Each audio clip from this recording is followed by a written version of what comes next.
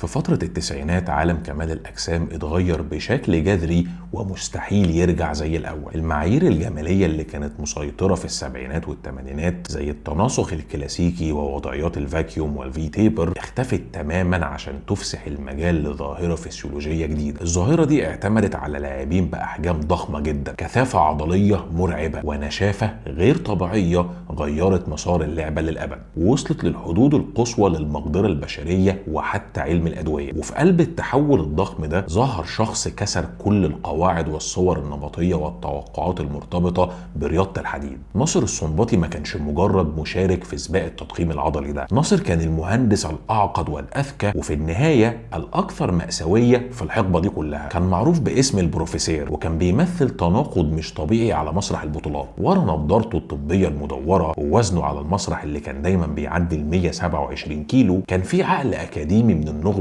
بيتكلم 7 لغات بطلاق، ومعاه درجات جامعية في التاريخ والعلوم السياسية وعلم الاجتماع. ورغم انه كان بيمتلك جسم ضخم ومتناسق جدا لدرجة ان كتير من زمايله والمؤرخين والمحللين مقتنعين انه كان يستحق التتويج بأكبر لقب في كمال الأجسام، إلا ان مسيرته انتهت بواحدة من أكتر اللحظات المثيرة للجدل في تاريخ الرياضة في مستر أولمبيا سنة 1997. يلا بينا نحكي حكاية ناصر السنباطي.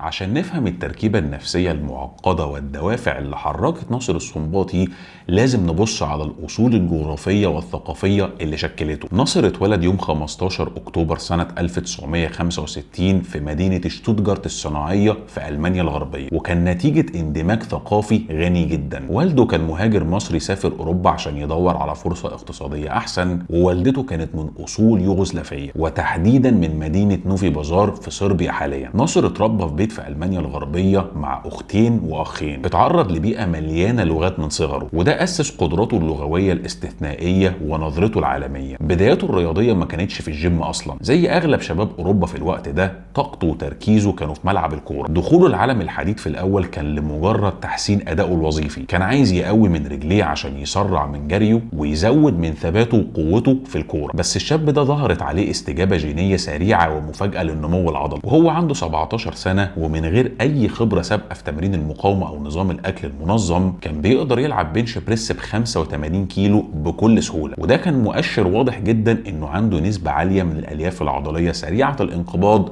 وهيكل عظمي قوي جدا. التحول من الكره اللي بتعتمد على الكارديو لكمال الاجسام اللي بيركز على الحجم اخد حوالي سنتين. في الاول ناصر كان بيكره شكل اجسام لاعبين كمال الاجسام جدا، كان بيشوف الاجسام الضخمه اللي في المجالات دي منفره، وكان بينتقد بروز العروق المبالغ فيه والاحكام الغير وظيفيه اللي بتميز اللعبه. نظرته دي اتغيرت تماما بسبب تدخل بالصدفه من لاعب ويت ليفتنج مجري معتزل كان بيتمرن في نفس الجيم اللي بيتمرن فيه في المانيا. اللاعب ده لاحظ امكانيات ناصر الجسديه الخام وعرض الترقوه الاستثنائي عنده وقوته الطبيعيه، فنصحه انه يمرن الجزء العلوي والسفلي من جسمه مع بعض عشان يبني هيكل متناسق ومتوازن بدل ما يمرن رجله بس عشان الكوره. بعد سنتين بس من تمرين المنظم للتضخيم زمايله في الجيم اقنعوه ان هو يشارك في بطولة كمال أجسام محلية للناشئين في ألمانيا سنة 1985. وبالرغم انه طلع المركز السادس إلا ان التجربة دي ولعت شغفه بالرياضة دي طول عمره. بعدها شارك في 13 بطولة للهواة ورقم خيالي وصل ل 53 بطولة احترافية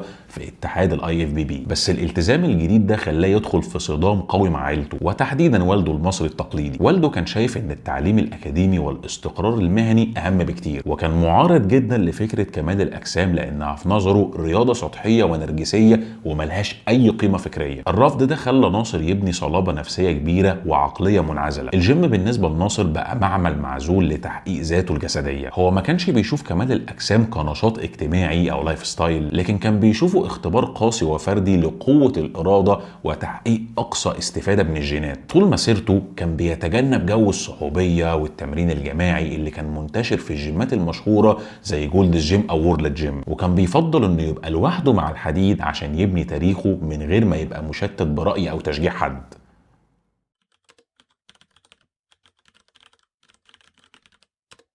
لقب البروفيسور ما كانش مجرد حيلة تسويقية من اتحاد الاي اف بي بي عشان يبيعوا مجلات، اللقب ده كان انعكاس دقيق جدا لقدرات السنباطي الفكرية العميقة وخلفيته الأكاديمية الصارمة، في نفس الوقت اللي كان شغال فيه بكل قوة على تغيير جسمه وبيزيد عشرات الكيلوجرامات من العضلات الصافية. ناصر كان مكرس نفسه للدراسة الجامعية في جامعة أوكسبورغ، قدر يتخرج بدرجة جامعية مركبة شملت التاريخ والعلوم السياسية وعلم الاجتماع. الخلفية الأكاديمية دي ادته عدسة تحليلية ونقدية جدا بيشوف بيها العالم. دراسته لعلم الاجتماع خلته يقدر يحلل ميكانيكا النمو العضلي مش بس كعملية بيولوجية لكن كظاهرة ثقافية، والأهم من كده دراسته للعلوم السياسية خلته قادر انه يحلل الديناميكيات السياسية والاجتماعية اللي غالبا بتكون فاسدة ومليانة طبقية جوه صناعة كمال الأجسام نفسها. هو كان فاهم ان الاي اف بي بي مش مجرد اتحاد رياضي، ده كيان سياسي ليه هياكل سلطة ثابتة وأبطال مفضلين وانحيازات منهجية. براعة ناصر في اللغات ميزته أكتر عن باقي زمايله اللي كتير منهم كان بيعاني عشان يشرح طرق تمرينه بره مصطلحات الجيم العادية. ناصر كان بيتكلم 7 لغات بطلاقة: الصربو كرواتية والعربي والإنجليزي والفرنساوي والإيطالي والأسباني والألماني. القدرة الجبارة دي خلته يتحرك في دايرة كمال الأجسام العالمية بسهولة مفيش حد غيره كان بيملكها. كان بيقدر يتكلم مع منظمين البطولات في أسبانيا ويعمل ندوات في ألمانيا ويتواصل مع أصوله بالعربي ويتعامل مع الإعلام الرياضي الأمريكي بطلاقة تامة بالإنجليزي. التعدد اللغوي ده خلاه سفير عالمي ملوش مثيل للرياضة حتى وهو بينتقد الهيئات اللي بتديرها من جواه. الانعكاس البصري لذكائه ده بقى علامته التجارية اللي كل الناس عارفاها. ناصر كان دايما بيتمرن في الجيم وبيعرض على المسرح في العروض الشرفية وهو لابس نظارته الطبية المدورة المشهورة. في ثقافة كانت دايما بتدي الأولوية للشكل العنيف والذكورة المفرطة. التناقض بين جسمه الضخم المليان عروق والإكسسوارات الهادية بتاعت الأكاديميين خلقت صورة مستحيل تتنسي. هو كان بيمثل الوحش الضخم المفكر، شخص بيتعامل مع القوة الغاشمة لرفع الأثقال بدقة باحث علمي، بس الذكاء الحاد ده كان سلاح ذو حدين. فهمه العميق لسياسات الصناعة ورفضه التام للالتزام بقانون الصمت اللي كان مفروض على انتقاد الحكام واستخدام الأدوية عزله في النهاية عن مؤسسة كمال الأجسام وخلى سنينه الأخيرة مليانة بالمرارة والمواجهات الصريحة.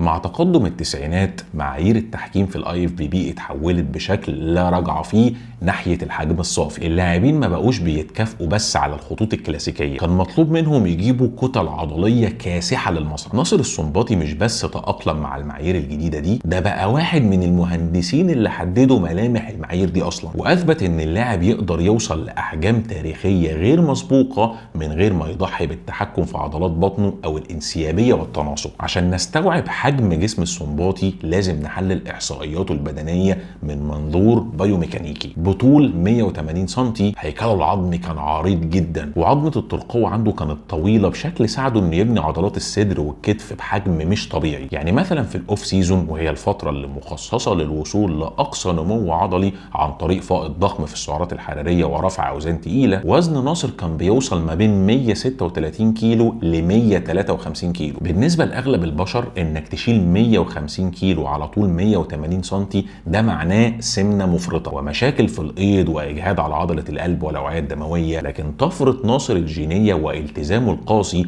خلوه يقدر يحافظ على عضلات بطن واضحه جدا ومفصوله حتى وهو في اقصى وزن ليه. قدرته على التحكم في منطقه الوسط ومنع تراكم الدهون الحشويه وتمدد البطن اللي كانت مشكله كبيره بتواجه كتير من زمايله كانت دليل على التزامه الصارم بالدايت وقوه تحمله الفسيولوجيه. ولما كان بيجي وقت التجهيز للبطولات السنباطي كان بيبدا مرحله تنشيف قاسيه جدا بيشيل فيها الدهون اللي تحت الجلد وبيتلاعب بمستويات الصوديوم والميه عشان ينزل السوائل الخارجيه ويظهر بجسم كانه متقشر تشريحيا. وزنه على المسرح كان دايما بيتراوح ما بين 120 ل 130 كيلو وده خلاه واحد من اضخم اللاعبين اللي نافسوا على لقب مستر اولمبيا في التاريخ. الميكانيكا الفسيولوجيه للحفاظ على الكتله العضليه الضخمه دي مع اقل نسبه دهون كانت محتاجه نظام كارديو الكارديو مرهق جدا، على عكس كتير من اللاعبين الضخام في جيله اللي كانوا بيخافوا ان الكارديو يحول جسمهم من حالة البناء لحالة الهدم ويكسر الأنسجة العضلية اللي تعبوا فيها. السنباطي كان فاهم الفوائد البيولوجية للكارديو على الجسم كله، كان بيستخدم الكارديو عشان يحسن من صحة القلب ويزود كفاءة توزيع الغذاء ويزود كثافة الشعيرات الدموية، واللي بدورها بتحسن تدفق الدم والبمب العضلي وقت تمارين المقاومة. يعني ناصر عمره ما شال الكارديو من جدوله، سواء كان في عز الاوف سيزون او قبل البطولة بأسابيع قليلة. وقت التجهيز الصارم للبطولة ناصر كان بيعمل كارديو على معدة فاضية، وفي الاوف سيزون اساليبه المفضلة في الكارديو كانت الجري على منحدرات حادة او المشي السريع على مشاية بميل عالي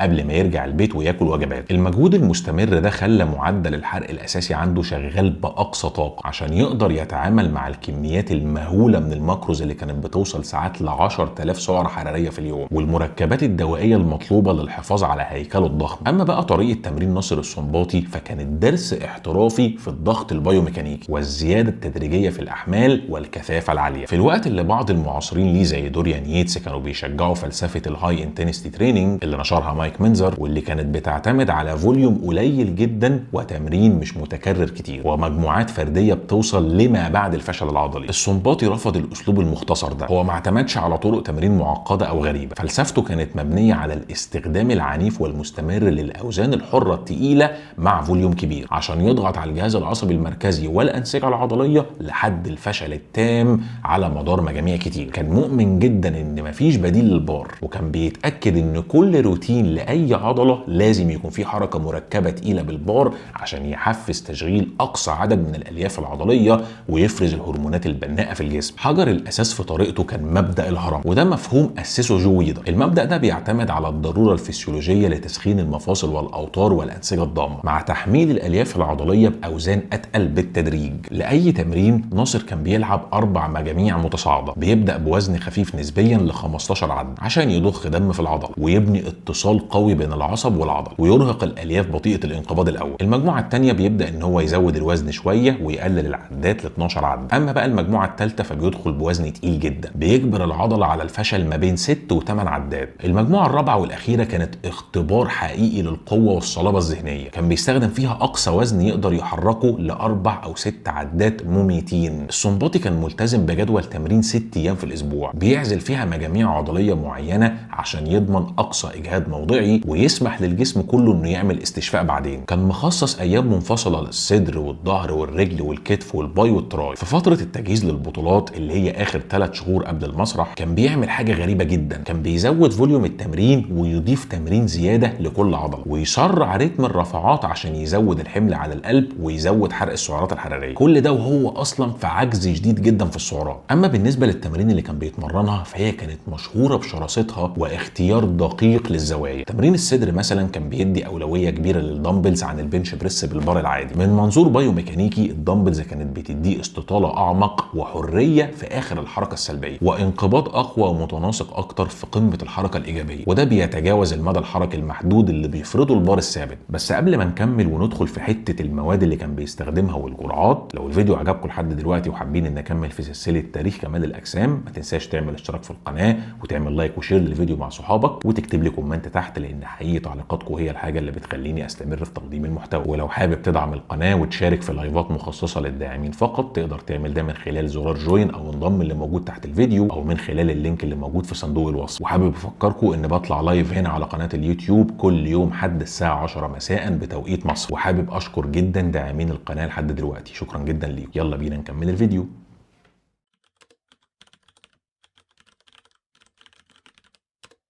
عشان نحلل فترة وحوش الكتلة في التسعينات بموضوعية من غير ما نتكلم عن الدور العميق للمنشطات والأدوية يبقى احنا بنتجاهل حجر الأساس للعبة. قدرة ناصر السنباطي انه يشيل 131 كيلو من العضلات المتقطعة والناشفة على المسرح مع نسبة دهون أحادية ما كانتش مجرد نتيجة الفراخ والرز والسكوات التقيل. كل ما زادت معايير كمال الأجسام في الفترة دي اللاعبين تجاوزوا بروتوكولات الاسترويد البسيطة بتاعت السبعينات والثمانينات.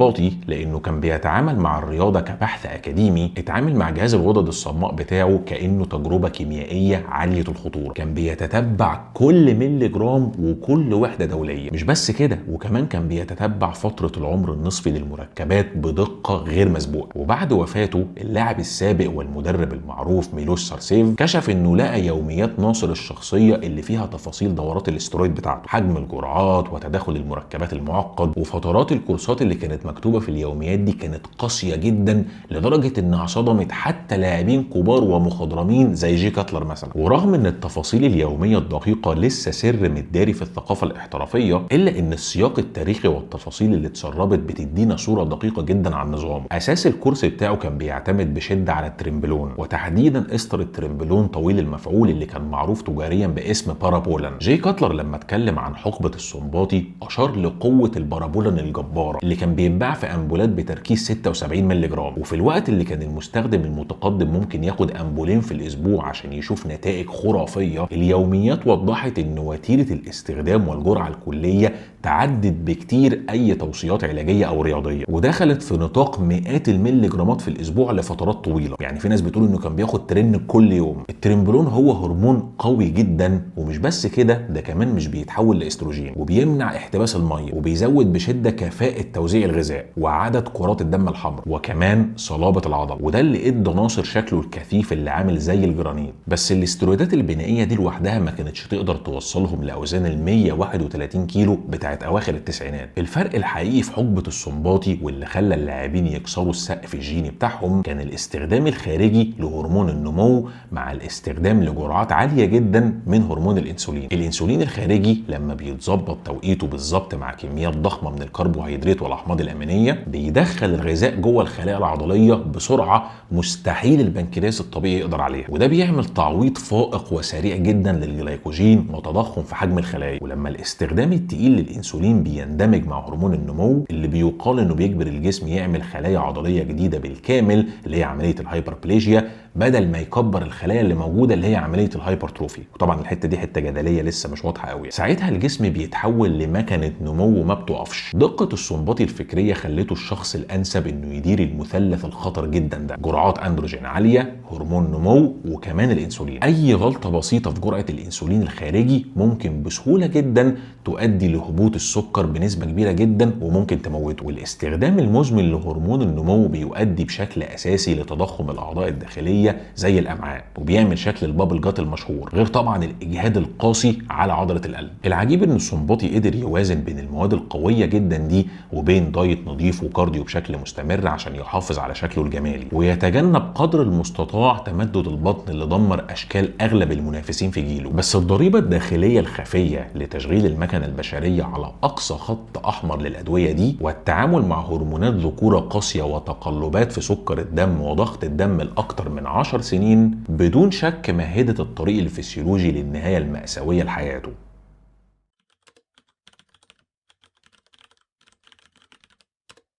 ذروة المنهج الأكاديمي الناصر وهندسته الكيميائية المعقدة والتزامه المرعب بالتمرين كلها اتجمعت في الويك اند بتاع 20 سبتمبر سنة 1997 في مسرح تراس في لونج بيتش كاليفورنيا. مستر أولمبيا 1997 محفورة في تاريخ كمال الأجسام مش بس كبطولة عادية، دي كانت صدام تاريخي بين المعايير الفسيولوجية والسياسات المؤسسية والكتلة العضلية الخام. إجمالي الجوائز كان رقم غير مسبوق وقتها: 285 ألف دولار، والمركز الاول كان بياخد 110 ألف دولار. بس الجائزه الحقيقيه كانت تمثال الساندو ولقب اعظم لاعب كمال اجسام على الكوكب. البطل المدافع عن اللقب كان دوريان ييتس من بريطانيا اللي كان بيحاول ياخد لقبه السادس على التوالي. ييتس كان وحش الكتله الاصلي، وكان مشهور انه بيجيب نشافه وجلد رقيق للمسرح ما حدش شافه قبل كده. بس قبل بطوله سنه 1997 ييتس كان متدمر. قبل المسرح ب3 أسابيع اتعرض لاصابه قويه وقطع في الترايسبس الشمال، لانه كان عارف ان اظهار الضعف او الانسحاب هيكلفه اللقب وينهي اسطورته، ييتس خلى الاصابه دي سر تماما وقرر ينافس مهما حصل، وظهر قوه تحمل للالم مش طبيعيه. والمنافسه اتغيرت كمان لما فليكس ويلر اضطر ان هو ينسحب بعد ما اتصاب وهو بيدافع عن نفسه ضد حراميه طلعوا عليه، وده خلى السنباطي هو التهديد الاكبر للبطل المصاب. اول ما اللاعبين خرجوا من الضلمه لنور المسرح في التحكيم المبدئي، الفرق كان واضح جدا. ييتس طلع بكتله ضخمه، بس الترايسبس اللي مقطوعه كانت واضحه للحكام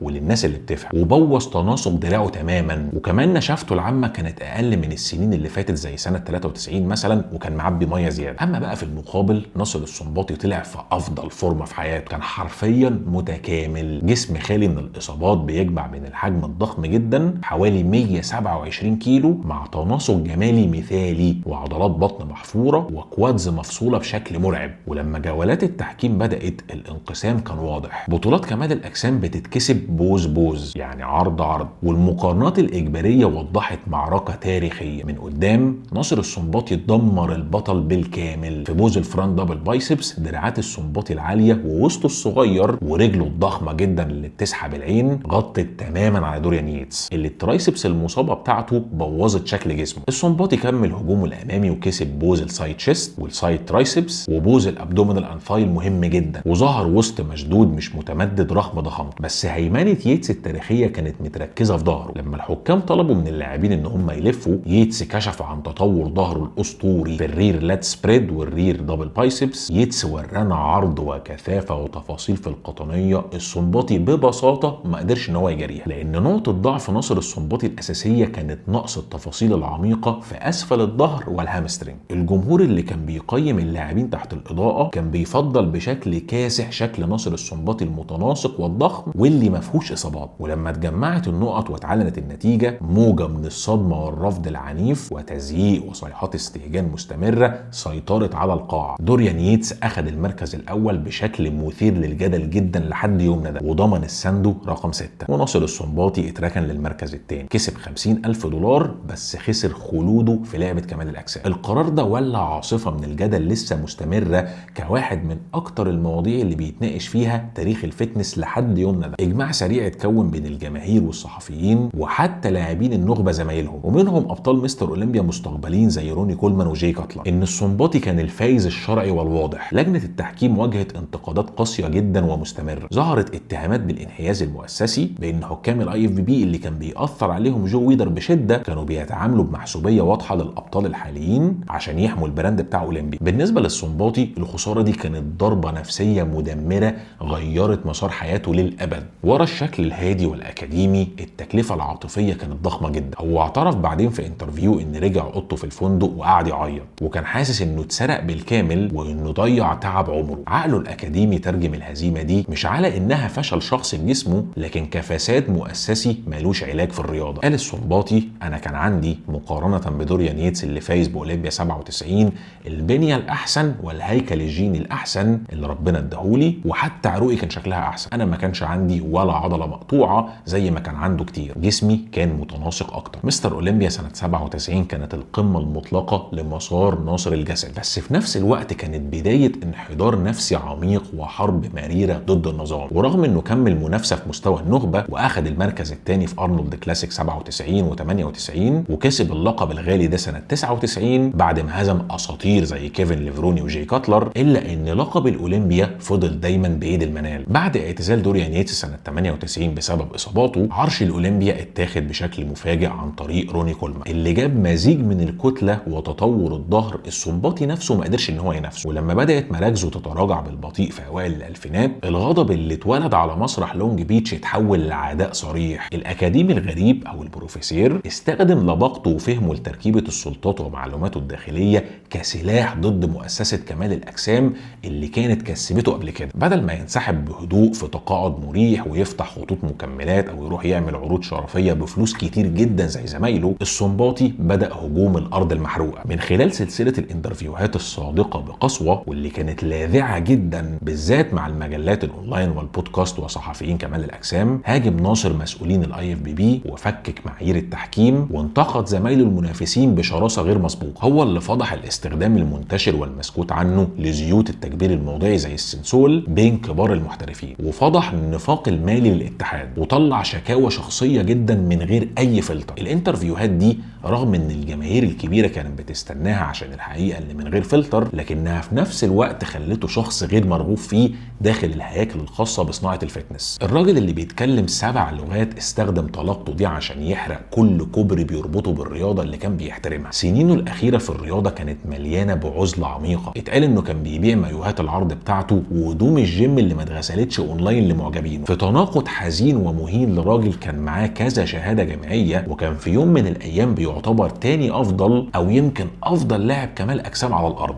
الضريبه الداخليه الكارثيه اللي شيل اكتر من 130 كيلو عضلات، واللي كانت مدفوعه باساءه استخدام قاسيه للادويه لمده 10 سنين زي البارابولين مثلا، وجرعات الانسولين الضخمه وهرمون النمو، دمرت فسيولوجيته الداخليه بشكل مميت. ويوم 20 مارس سنه 2013 وهو بيزور القاهره في مصر عشان يتواصل مع اصول والده، ناصر السنباطي اتوفى وهو نايم، كان عنده 47 سنه بس. ورغم ان السجلات الرسميه بتقول انه مات وهو نايم، الدكاتره والناس اللي جوه الصناعه عارفين ان الحمل الضخم على القلب وتضخم البطين الايسر واجهاد الكلى المرتبط باللايف ستايل بتاع وحوش الكتله في التسعينات كان ليهم دور اساسي وحتمي في موته المبكر. ناصر السنباطي هيفضل واحد من اكتر الشخصيات الجذابه والمثيره للانقسام في تاريخ اللعبه. هو كسر للابد الصوره النمطيه السطحيه للرياضي المليان عضلات، واثبت بشكل قاطع ان التضخم العضلي القاسي ممكن يتواجد مع عقل اكاديمي نخبوي متعدد اللغات. كبروفيسور استخدم المنهج العلمي من خلال التطبيق الصارم لمبدأ الهرم وأنظمة الكارديو المهلكة والتتبع الدقيق للأدوية عشان يهندس جسم غير حدود الكتلة البشرية والنشافة. الجدل بتاع مستر أولمبيا سنة 97 هيفضل النصب التذكاري التاريخي بتاعه. لحد النهاردة محللين اللعبة بيستخدموا مواجهة ييتس والسنباطي